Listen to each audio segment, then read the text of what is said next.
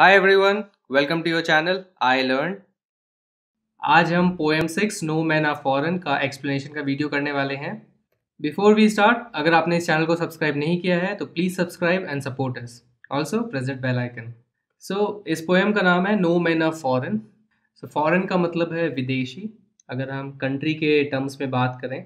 And more over इस particular poem में इसी सेंस में इस वर्ड को लिया गया है कि somebody जो आपके कंट्री से बिलोंग नहीं करता है, उन लोगों के लिए ये पोएम लिखी गई है कि why we should not consider other men, other people from different countries as foreign, as विदेशी। बट फॉरेन वर्ड जो शब्द का मतलब है, इसका मतलब ये है कि जो आपका नहीं है, जो आपसे रिलेशन नहीं रखता, आउटसाइडर है जो। सो फॉर एग्जाम्पल, अगर हमारी बॉडी में कोई फॉरेन चीज़ घुस जाती है तो हमारी बॉडी का इम्यून सिस्टम एक्टिवेट हो जाता है। तो फॉरेन बॉडी जैसे वायरस हो गया, बैक्टीरिया हो गया, एंड हम तुरंत फाइट मोड में आ जाते हैं। तो फॉरेन वर्ड का इस्तेमाल तब हम करते हैं जब हम किसी को आउटसाइडर मानते हैं, एंड अगर वो हमारी टेरिटरी में आता है, चाहे वो हमारी बॉडी हो, चाहे वो हमारा घर हो या एनीथिंग, तो हम उस पर अटैक करते हैं बिकॉज हम उसको आउटसाइडर मानते हैं एंड हम उसे मानते हैं कि हमारे लिए हार्मफुल है। सो ये जो वर्ड यहाँ पे इस्तेमाल किया गया है, इस सेंस में किया गया है कि जो भी लोग हैं, जो भी दूसरे लोग हैं जो दूसरी कंट्रीज़ के हैं, वो फॉरेन नहीं हैं। They are us, they are like us. And इस पर्टिकुलर पोएम में डिफरेंट डिफरेंट वे से आपको इस चीज़ को समझाने की कोशिश की गई है। So have you ever thought of some people as strange और कंट्रीज एज फॉरेन? सो आपने कभी सोचा है कि कुछ लोग स्ट्रेंज हैं? स्ट्रेंज यानी अनजान या अजीब। सो स्ट्रेंज वर्ड का मतलब दोनों होता है, एक तो होता है अनजान, एक का मतलब होता है अजीब, कि आप कुछ लोगों को समझते हैं कि वो अजीब है, या कुछ ऐसे कंट्रीज़ को फॉरेन मानते हैं। सो डेफिनेटली जो भी इंडिया से बिलोंग नहीं करते हैं उन सबको फॉरेन मानते हैं। एंड जब भी बाहर के लोग हमारे कंट्री में आते हैं तो हम उनको ये टर्म भी पॉपुलरली यूज़ करते हैं, दैट इज़ फॉरेनर्स, राइट। सो ये ऐसा टर्म है जो ऑलरेडी एक डिस्टेंस ले आता है उन लोगों से, rather than identifying them as just people. हम क्या बोलते हैं, वो फॉरेनर है। देखो, we have many ways of thinking of other people as different from us as them. तो हमारे पास बहुत अलग अलग तरीके हैं जिससे जो है ना, हम दूसरे लोगों को आप खुद से, अस यानी हम लोगों से डिफरेंट मानते हैं, एंड उन्हें हम देम कहते हैं। सो अलग अलग तरीके क्या हैं? क्या तो वो अलग कंट्री से बिलोंग कर सकते हैं, they can belong to different country, या तो अलग लैंग्वेज बोल सकते हैं। इंडिया में अगर आप देखोगे, हमारे पास इतनी सारे लैंग्वेजेस, हंड्रेड्स ऑफ लैंग्वेजेस हैं। एंड आप अगर फॉर एग्जांपल किसी गुजरात के पर्सन से मिल रहे हो, गुजराती बोलता है तो इसे ये गुजराती है, कोई मराठी बोलता है तो वो मराठी है, कोई तमिल बोलता है तो तमिल है। तो ऑलरेडी हम लैंग्वेज के बेसिस पे and in some sense region के बेसिस पे भी डिफ्रेंसिएशन हो जाता है।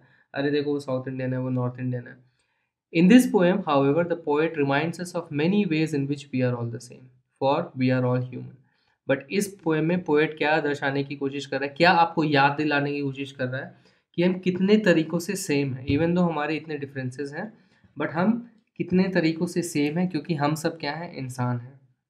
सो इस चीज़ को फॉर एग्जांपल अगर आप इस फोटोग्राफ में देखेंगे कि अगर आप किसी का भी एक्सरे दें, किसी भी हिंदू, मुस्लिम, क्रिश्चियन, बुद्ध, सिख, ईसाई, किसी का भी अगर आप इस तरह से एक्सरे लें तो सबका स्केलेटन एक ही दिखेगा। हम सब एक ही ढांचे से बने हुए हैं, कोई डिफरेंस नहीं है। शायद हमारा स्किन का कलर डिफरेंट हो सकता है, जिस तरह से आप यहाँ देख रहे हैं, हमारे पहनने का ढंग अलग हो सकता है, हमारे भाषाएं अलग हो सकती हैं, हमारे रेस अलग हो सकते हैं, बट हम सब एक ह्यूमन है। इवन जिस चीज़ से हम एक दूसरे को डिवाइड करते हैं वो सब मैन मेड है। तो रिलीजन मैन मेड है, पॉलिटिक्स मैन मेड है। तो ये सब चीज़ें हमने बनाई हैं, इट्स नॉट नेचुरल। ये चीज़ एग्जिस्ट नहीं करती थी पहले से। अगर ह्यूमंस एग्जिस्ट नहीं करेंगे तो ये चीज़ें भी एग्जिस्ट नहीं करेंगी। तो हमने इन सब चीज़ों को लेके अपने आप को सेपरेट करना स्टार्ट कर दिया। एंड इस पोएम में पोएट आपसे उल्टा करने के लिए कह रहा है कि हमें अलग अलग तरीक़ों से लोगों को देखते तो ज़रूर हैं, बट कोशिश कीजिए कि हम उनको एक तरह से देखें, सबको एक जैसा माने। Remember, no man are strange, no country is foreign, beneath all uniforms a single body breathes like ours. The land our brothers walk upon is earth like this in which we all shall lie. So in fact पहले stanza में ही इस poem का एक tone set हो गया है कि आपको दो चीज़ें यहाँ पे इंट्रोड्यूस की गई हैं। एक तो कि नो मैन आर स्ट्रेंज, कोई भी इंसान स्ट्रेंज नहीं है, अजीब नहीं है, चाहे वो आपको अजीब दिखे, या तो आपको उनका कल्चर अजीब लग सकता है, उनका पहनावा अजीब लग सकता है, बट कोई भी अजीब नहीं है। कोई भी कंट्री फॉरेन नहीं है, कोई भी दूसरा कंट्री विदेश नहीं है, हम सब एक हैं। बीनीथ ऑल यूनिफॉर्म्स, एंड यहीं पे ये दूसरा कॉन्सेप्ट इंट्रोड्यूस किया है। यूनिफॉर्म हम कहाँ यूज़ करते हैं? मिलिट्री में यूज़ करते हैं। तो सारे जो लोग जो मिलिट्री के पार्ट हैं सब अपनी अपनी कंट्री के लिए लड़ते हैं दूसरे कंट्री के खिलाफ। तो उन यूनिफॉर्म के नीचे, बीनीथ यानी नीचे, under all uniform a single body breath. तो सब यूनिफॉर्म, चाहे वो अलग एक हिंदुस्तानी हो, एक चाइनीज़ हो, एक नेपाली हो, एक ब्रिटिश हो, सब यूनिफॉर्म, सबके यूनिफॉर्म के अंदर एक सिंगल बॉडी ब्रीथ करती है। मतलब सारी बॉडी सेम है, सारी ह्यूमन बॉडी है, हम सब एक जैसे हैं। लाइक आवर्स, जैसे हमारी धरती है, the land our brothers walk upon is earth like this. तो जिस धरती पे हमारे भाई, तो हम सारे लोगों को किस तरह से डिनोट कर रहे हैं? भाई, कि सब लोग हमारे भाई बहन हैं। एंड जिस तरह हम इस धरती पे वॉक करते हैं वो भी इसी धरती पे वॉक करते हैं। सो हम सब के लिए एक ही धरती है, दैट इज़ द अर्थ। तो ऐसा नहीं है कि वो किसी और प्लानट के हैं, हम किसी और प्लानट के हैं। इसी धरती पे हम चलते हैं और इसी धरती पे we all shall lie. We all shall lie का मतलब we all will lie after dying. So we all will die here and we will all be cremated, और या तो जलाए जा सकते हैं या तो दफनाए जा सकते हैं। तो सब यहीं इसी मिट्टी में मिल जाएंगे। सो this is what it means कि हम सब इसी धरती पे हैं, इसी धरती पे चलते हैं, इसी धरती पे मरने के बाद मिल जाएंगे। सो यहाँ पे दो चीज़ें एग्जैक्टली यहाँ पे हाईलाइट की गई हैं। एक तो वॉर को इंट्रोड्यूस किया गया है इन इनडायरेक्ट वे, कि कैसे वॉर जो है हम सारी कंट्रीज़ को सेपरेट करता है। But apart from all these uniforms, जो बॉर्डर पे या वॉर पे जब लोग जाते हैं, जब अपने आप को आइडेंटिफाई करते हैं, अगर हम सारे कंट्री के लोगों को एक साथ देखें, सब एक जैसे हैं। हम सबको मोबाइल पसंद है, हम सबको इंटरनेट पसंद है। आज इंटरनेट ने फॉर एग्जांपल इस पूरी दुनिया को छोटा कर दिया है। एंड जो सारे डिफरेंस है, क्योंकि इंटरनेट में कोई बाउंड्री नहीं है, आपके लिए जो गूगल है वो बाकी लोगों के लिए भी सेम गूगल है। सो प्लेटफॉर्म सेम है। तो इंटरनेट एक ऐसी जगह है जहाँ पे ये बाउंड्री का कॉन्सेप्ट ख़त्म हो गया है। कि आप शायद अमेरिकन्स के वीडियोस भी देखते हैं, आपके वीडियोस अमेरिकन्स भी देख रहे होंगे। इनफैक्ट बहुत सारे ऐसे म्यूज़िक चैनल्स हैं पाकिस्तान के जिनके हम म्यूज़िक बहुत ज़्यादा अप्रिशिएट करते हैं अपने कंट्री में। सो जब इंटरनेट की बात आती है तो ये डिफरेंसेस हमेशा ख़त्म हो जाते हैं। तो इसी चीज़ को ये पोएट बताने की कोशिश कर रहे हैं। सो इनफैक्ट जब ये पोएम लिखी गई थी तो इट वाज पब्लिश्ड इन 1966। सो ये इंटरनेट वगैरह से पहले का ज़माना था। एंड ये भी आपको समझना पड़ेगा कि ये जो डेट है ये कब आई है? 2 वर्ल्ड वॉर्स के बाद।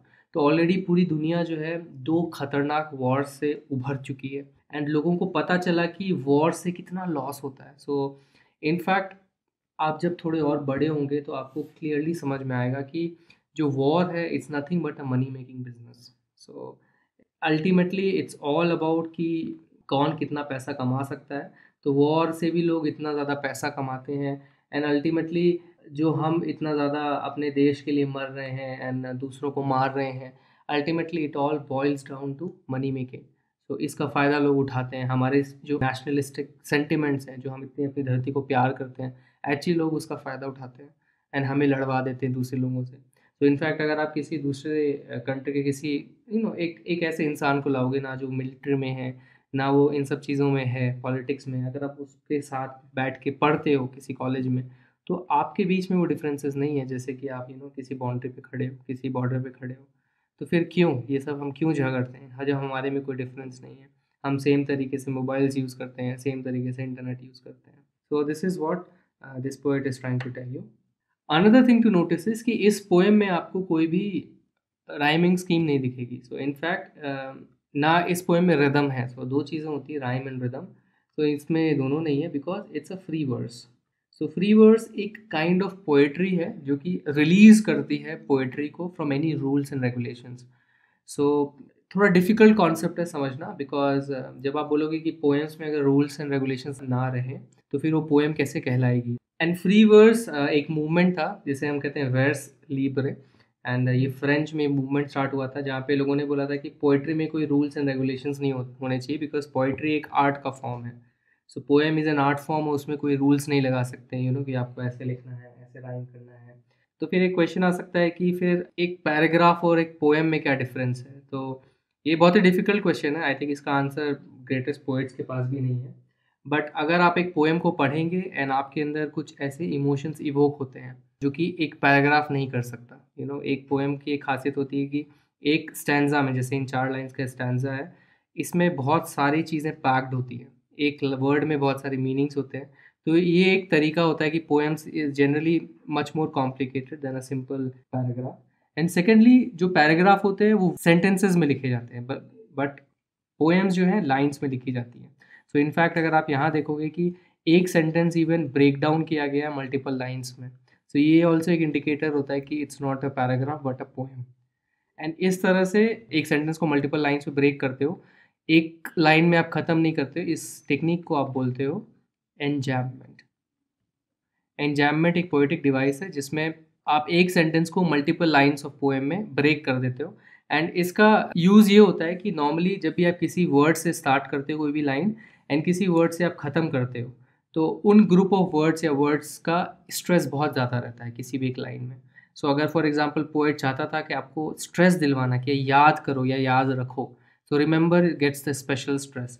सिमिलरली वो चाहते थे कि कंट्रीज फॉरेन वर्ड पे वो स्ट्रेस करना चाहते थे, तो वहीं पे उन्होंने वो लाइन ब्रेक कर दी। They too, aware of sun and air and water, are fed by peaceful harvests, by war's long winter starved. Their hands are ours, and in their lines we read, our labor not different from our own. So यहाँ पे दे शब्द का इस्तेमाल किया गया है for people of other country. So again यहाँ पे अस एंड देम का यहाँ पे यूज़ किया गया। अस यानी आप, एक कंट्री के लोग, एंड देम दूसरे कंट्री के लोग। सो दे जो दूसरे कंट्री के लोग हैं वो भी अवेयर हैं क्या चीज़ के, sun air and water. So sun air and water का जो कॉम्बिनेशन है वो कहाँ यूज़ होता है, it is used in growing a plant, agriculture. So वो भी एग्रीकल्चर को जानते हैं, दैट मीन्स वो भी प्रोड्यूस करते हैं अपना फूड, वो भी इसी तरह से हमारी तरह ही क्रॉप्स प्रोड्यूस करते हैं। And they are also fed, वो भी अपना पेट भरते हैं कैसे, पीसफुल हार्वेस्ट से। तो पीसफुल हार्वेस्ट यानी कोई लड़ाई झगड़ा नहीं होता फार्मिंग में, वो भी शांति से हार्वेस्ट करते हैं एंड शांति से उस राशन को खाते हैं। Starved by wars long winter, तो यहाँ पे क्या चीज़ का कॉन्ट्रास्ट किया गया है कि वो खुद को फीड कर पाते हैं पीसफुल हार्वेस्ट से, और स्टार्व्ड कब होते हैं वो, wars long winter. So long winter को एज अ मेटाफर यूज़ किया गया है यहाँ पे, इट्स अ मेटाफर।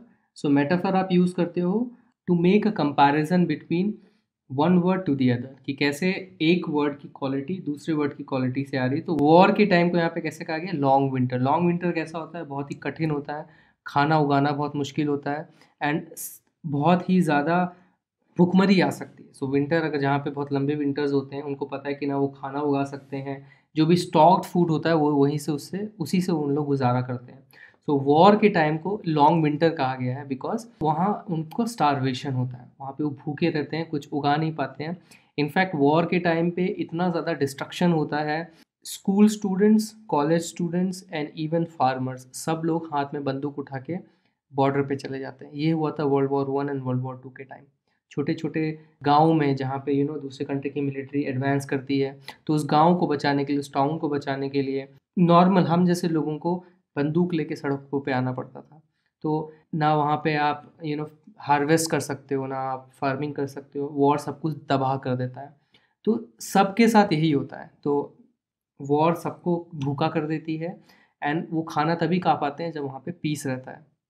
तो पीस के टाइम भी वो अपना पेट भर पाते हैं। तो यहाँ ये चीज़ का एनालॉजी की गई है कि जब भी वॉर होती है तो ऐसा नहीं है कि सिर्फ आपको परेशानी हो रही है, उनको भी सेम तरह की परेशानियाँ होती हैं। देयर हैंड्स आर आवर्स, उनके हाथ हमारे जैसे हैं, and in their lines we read a labour not different from ours, और उनके हाथों की लकीरों में भी हम सेम तरह के लेबर, सेम तरह की मेहनत देखते हैं जो कि हमसे डिफरेंट नहीं है।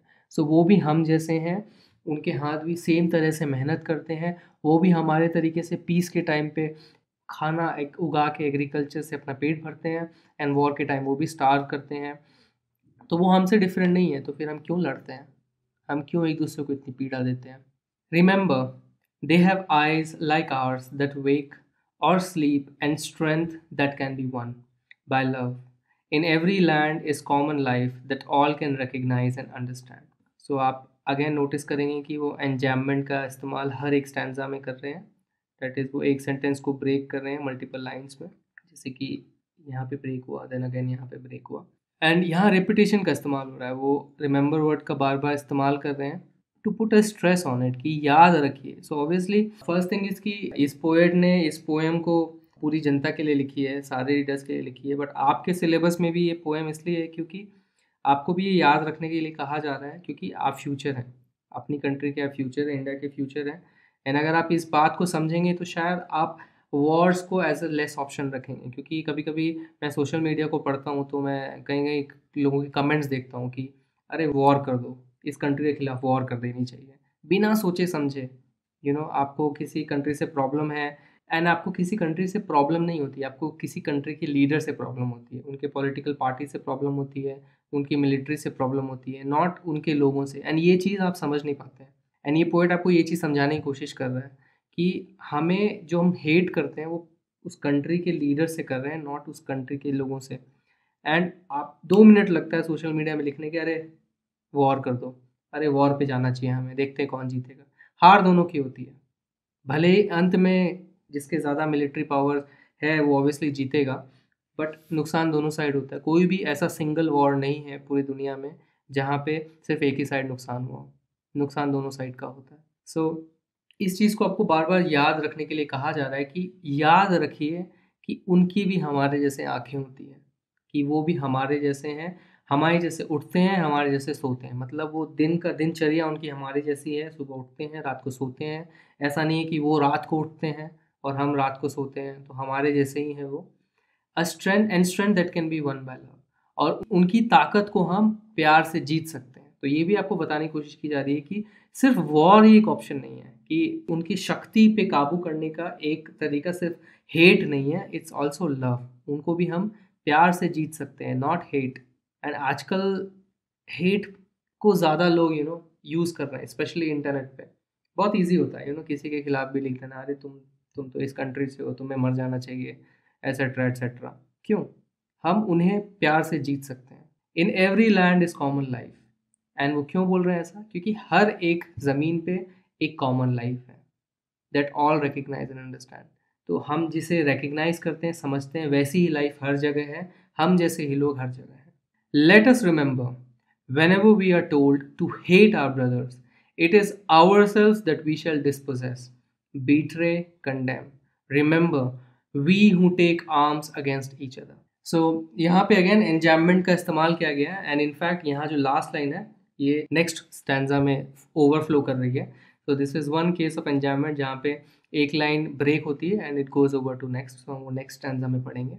बट अगेन वो हमें पोएट क्या कह रहे हैं, याद रखने के लिए कह रहे हैं कि लेट अस रिमेंबर, हम ये याद रखते हैं कि जब भी हमें कहा जाए कि हम अपने भाइयों से हेट करें, टू हेट आवर ब्रदर्स, तो हम अगेन दूसरे कंट्री के लोगों को अपना भाई कह रहे हैं, अपना ही एक मिरर इमेज कह रहे हैं, हमारे जैसे ही लोग हैं। जब भी तुम्हें कहा जाए कि यू हेट देम, तो अगर मैं फॉर एग्जांपल अपने नेबरिंग कंट्रीज का एग्जांपल लूँ, तो हमें बहुत बार कहा जाता है, चाहे वो मीडिया हो, चाहे वो कोई भी हो, कि हेट देम, उनके खिलाफ हेट करो, उनको ये करो, उनका ये यूज़ मत करो, उनको ये करो।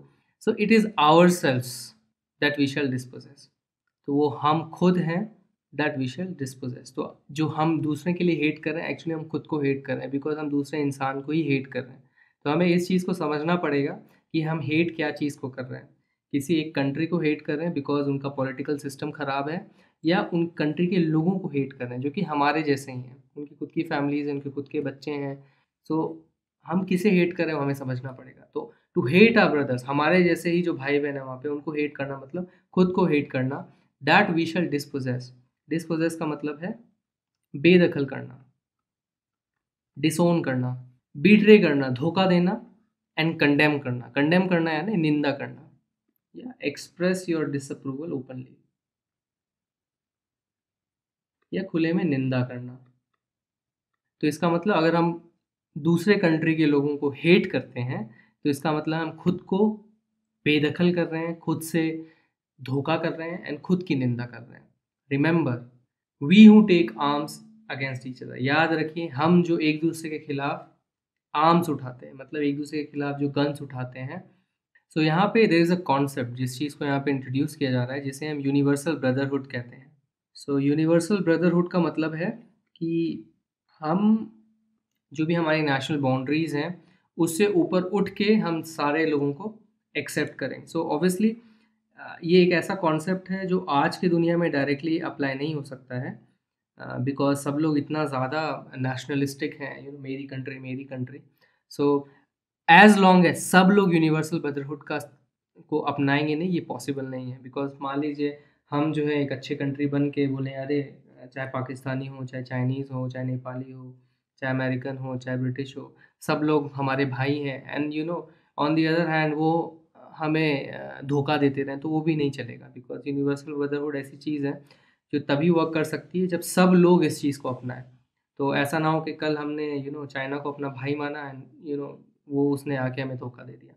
सो this is not what can happen. जैसे 1962 में फॉर एग्जांपल हमारे साथ हुआ था, हिंदी चीनी भाई भाई हम कहते थे, बट चाइना ने हमें धोखा दिया। So this cannot work like this. It cannot work with a country जो कि बहुत ज़्यादा रोग है। But obviously it is a concept जिसकी तरफ हम सबको जाना चाहिए, तभी आपको इस क्लास में पढ़ाया जा रहा है। बिकॉज शायद कल आप जाके प्राइम मिनिस्टर बने, कल आप जाके चीफ मिनिस्टर बने, ऐसी पोजीशन होल्ड करें जहाँ आप लोगों को इन्फ्लुएंस कर सकते हैं। तो आपको ये याद रखना चाहिए कि आप जिन लोगों के खिलाफ वॉर करने जा रहे हैं, फॉर एग्जाम्पल वो भी आपके भाई हैं। So you should have this in mind. आपके दिमाग में ये चीज़ हमेशा रहनी चाहिए कि वहाँ पे भी मासूम लोग हैं, एंड उनको हेट करना मतलब खुद को हेट करना। सो लास्ट लाइन में कहा था कि remember that when we take arms against each other, it is the human earth that we defile. Our hells of fire and dust outrage the innocence of air that is everywhere our own. Remember, no men are foreign and no country is strange. सो जब भी आप एक दूसरे के खिलाफ हथियार उठाते हैं तो इस ह्यूमन अर्थ को, ये जो धरती है जो हमारी है, उसे हम डिफाइल करते हैं। डिफाइल करना यानी इम्प्योर करना या स्पॉइल करना। सो किसी की पवित्रता को ख़त्म करना, सो दैट इज़ डिफाइलिंग। तो our hells of fire, so definitely यहाँ पे बॉम्ब्स की बातें हो रही हैं, बिकॉज वो एक तरह से इतना ज़्यादा डिस्ट्रक्शन करते हैं through fire. And dust outrage the innocence. So हमारे जो भी ये बॉम्बिंग्स होते हैं, जो भी वॉर्स होते हैं, जिससे फायर एंड डस्ट का इस तरह से एक हेल बन जाता है। दिस आउटरेजेस, आउटरेज करना, वायलेट करना। वायलेट करना यानी ख़त्म करना, किसी चीज़ को डैमेज करना। क्या चीज़ को डैमेज करते हैं? इनसेंस ऑफ एयर। तो हमारी जो एयर है, एयर सराउंडिंग एयर है, जो हमारा एनवायरनमेंट है। सो यहाँ पे एयर का मतलब है environment. So environment in general इसको वायोलेट करते हैं, उसकी इनसेंस यानी उसकी प्योरिटी को वायोलेट करते हैं। That is everywhere our own. So हर जगह वो हमारी है। ऐसा नहीं कि ये एनवायरनमेंट तुम्हारा है, ये एयर तुम्हारा है, ये पानी तुम्हारा है, हम सबका है। एंड इस चीज़ को हम डिफाइल करते हैं, तो इसमें नुकसान हम सबका है। सो बेस्ट एग्जांपल इज़ जब वर्ल्ड वॉर 2 के टाइम 1945 में यूएस ने, अमेरिका ने जापान के ऊपर फर्स्ट टाइम न्यूक्लियर बॉम्ब का इस्तेमाल किया था, दैट इज़ हिरोशिमा और नागासाकी पे। एंड दुनिया ने पहली बार इतनी बड़ी तबाही देखी थी। एंड इसका वन ऑफ द सीन्स है आफ्टर मैथ का कि क्या हालत हुई थी, पूरा जो वो सिटी था तबाह हो गया था। एंड हम इस तरह से डिफाइल करते हैं अर्थ को। उसका बेस्ट एग्जांपल ये इसलिए है बिकॉज आज भी वो जगह में रेडियो एक्टिविटी पाई जाती है। तो रेडियो एक्टिविटी ऐसी चीज़ है जिससे आपको कैंसर हो सकता है, and you can't live there. And उसकी वजह से आज भी जो बच्चे पैदा होते हैं उनमें जेनेटिक प्रॉब्लम्स होती हैं, तो उनके जीन्स में इश्यूज होते हैं बिकॉज उनके पेरेंट्स जो उस समय थे उनके अंदर इतने जेनेटिक म्यूटेशंस हुए हैं। सो हम अपनी ही धरती को ख़राब करते जा रहे हैं, इसका ये मतलब है। तो जहाँ पे भी इवन अब एक हफ्ते पहले हमने न्यूज़ देखी कि पोलैंड में उनके किसी रिवर या लेक पे एक बॉम्ब जो कि फटा नहीं था, वर्ल्ड वॉर 2 के टाइम वो फटा, एंड उससे अभी जो भी नुकसान हुआ होगा वो हुआ। सो हम अपनी ही धरती को ख़राब कर रहे हैं इन वॉर से। एंड उनका ईयर्स टुगेदर आज 80 साल हो गए उस बात को, स्टिल आज उसका इफेक्ट आ रहा है। सो हमें ये चीज़ समझनी पड़ेगी कि war is not the answer. No man are foreign, कोई भी इंसान फॉरेन नहीं है, दूसरा नहीं है, हम ही है वो, हमारी भाई बहन है वो। और कोई भी कंट्री स्ट्रेंज नहीं है। स्ट्रेंज नहीं है मतलब अजीब नहीं है, सब हम जैसे हैं। एंड इस पोएम को लिखा है जेम्स किर्कअप ने। एंड अगेन आप नोटिस करेंगे कि एक लाइन का रिपीटेशन हुआ है, तो इस चीज़ पे स्ट्रेस करने के लिए कि ये जो थीम है of universal brotherhood and the fact कि वॉर कितना ख़राब है, कितना गलत है, उस चीज़ को बताने के लिए। सो बेसिकली इस पोएम के थ्रू दो कॉन्सेप्ट्स का ये पोएट जो है यूज़ करें, that is universal brotherhood and second one is that differences are man made. So जो भी डिफरेंसेस हमने क्रिएट किए हैं वो मैन मेड है, वेदर बी इट बाउंड्री। क्योंकि अगर आप किसी भी दो कंट्रीज़ के बीच में। इनफैक्ट सबसे ईजी है, अगर आप किसी दो स्टेट के, अपने इंडिया के स्टेट की बाउंड्री पे खड़े हो जाएं, तो वहाँ पे कोई एक्चुअल वॉल या लाइन नहीं होती है, it is a fictional boundary. And हमने ये जो मैन मेड बाउंड्रीज है, ये हमने क्यों बनाई थी? हमने इसलिए बनाई थी ताकि पावर शेयर कर सके, ताकि ईजी एडमिनिस्ट्रेशन हो सके। इनफैक्ट अगर आप एग्जांपल इंडिया जैसे बड़े कंट्री का, जहाँ पे एक स्टेट यूरोप के एक कंट्री के जितना बड़ा है, तो हम स्टेट्स क्यों बनाते हैं? आपने देखा कि एक स्टेट दो भागों में बढ़ जाता है, टूट जाता है। जैसे आपने देखा उत्तर प्रदेश, उत्तराखंड में एक पार्ट निकल गया, छत्तीसगढ़ मध्य प्रदेश हो गया, so Telangana and Andhra Pradesh very recent. तो ये क्यों होता है? ये इसलिए होता है ताकि थोड़ा एडमिनिस्ट्रेशन ईजी हो जाए। तो हमने जो चीज़ क्रिएट की थी टू मेक थिंग्स ईजी, हमने पहले तो दो दो पार्ट क्रिएट किए ताकि हम उनको अच्छे से एडमिनिस्टर कर पाएँ, उन पे अच्छे से उनको संभाल पाएँ। एंड फाइनली फिर हम क्या करते हैं, उन दोनों के बीच में लड़ाई करते हैं, उन दोनों के बीच में दोनों को लड़ा देते हैं। तो the whole purpose of boundaries जो है ख़त्म हो जाती है। तो ये बाउंड्री जो है, ये हेट के लिए नहीं थी, एंड इस चीज़ को समझाने के लिए ये पोएम लिखी गई थी बाय जेम्स किर्कप। सो थोड़ा इन पोएट के बारे में जानते हैं। So James Kirkup was born in 1918, so after World War I, and he died in 2009. ये इंग्लिश पोएट थे, ट्रांसलेटर थे और ट्रैवल राइटर थे। सो बेसिकली वो बहुत सारा ट्रैवलिंग करते थे, so kind of travel blogger जिन्हें आज हम कहते हैं। So he was a travel writer. उन्होंने फर्स्ट बुक ऑफ पोएट्री लिखी थी द ड्राउन्ड सेलर इन 1947। उन्होंने बहुत ज़्यादा लिखा है। सो उन्होंने डजन्स ऑफ पोएट्रीज लिखी हैं, 6 वॉल्यूम्स ऑफ ऑटोबायोग्राफी लिखी हैं, हंड्रेड्स ऑफ मोनोग्राफ्स लिखे हैं उन्होंने। तो monographs basically detail study of some topic को मोनोग्राफ कहते हैं। ट्रांसलेशंस किए उन्होंने, and thousands of short pieces in journal periodicals. So जो भी जर्नल्स और मैगजीन्स होती हैं, उनमें उन्होंने बहुत सारे छोटे छोटे पीसेस लिखे हैं। became a fellow of Royal Society of Literature in 1962. उन्होंने इंग्लैंड लीव किया था 1956 to live and work in Europe, the Americas and the Far East. So basically वो यूरोप में रह चुके हैं, अमेरिका में रह चुके हैं, एंड फार ईस्ट मतलब हमारे साइड, इवन इन जापान। तो जापान में फाइनली वो सेटल हुए फॉर 30 ईयर्स। वहाँ पे वो इंग्लिश पढ़ाते थे सेवरल यूनिवर्सिटीज़ में। सो इससे समझ में आता है कि जो पर्सन इतनी सारी कंट्रीज़ में रह चुका है, उन्हें वो डिफरेंसेस नहीं दिखेंगे। सो जो लोग एक कंट्री में बंद हैं, जो बाहर नहीं एक्सपोजर जिनके नहीं है, जो बाहर के लोगों से मिले नहीं हैं, उनको हमेशा लगेगा कि वो फॉरेनर्स हैं। बट एज सुन एज आप नए नए लोगों से मिलेंगे, दूसरी कंट्रीज़ के लोगों से मिलेंगे, तो आपके दिमाग में वो जो धारणाएं हैं ना कि क्योंकि उनका स्किन, वो गोरे हैं या वो ज़्यादा काले हैं, तो वो अलग हैं हमसे, वो आपकी धारणाएं ख़त्म होने लगती है। सो क्योंकि वो इतना ज़्यादा शायद ट्रैवल किए हैं, तो उनका माइंडसेट थोड़ा डिफरेंट है, वो थोड़े ब्रॉड सोचते हैं, एंड उनको वो डिफरेंसेस नहीं दिखते हैं जो शायद हम, मुझे और आपको दिखेंगे। Thanks for watching this video. अगर ये वीडियो आपको पसंद आए तो इस वीडियो को एक लाइक दीजिए, अपने comments and feedbacks comment section में लिखिए, और हमारे चैनल को सब्सक्राइब कीजिए। आप हमारे चैनल को सब्सक्राइब इस गोल लोगो पे क्लिक करके सब्सक्राइब बटन दबा के कर सकते हैं। इस बेल आइकन को भी प्रेस करना ना भूलें, ताकि हमारे सारे वीडियोस की नोटिफिकेशन आप तक जल्द से जल्द पहुंचे। इस पोएम के क्वेश्चन आंसर्स के लिए स्टे ट्यून्ड। Bye bye.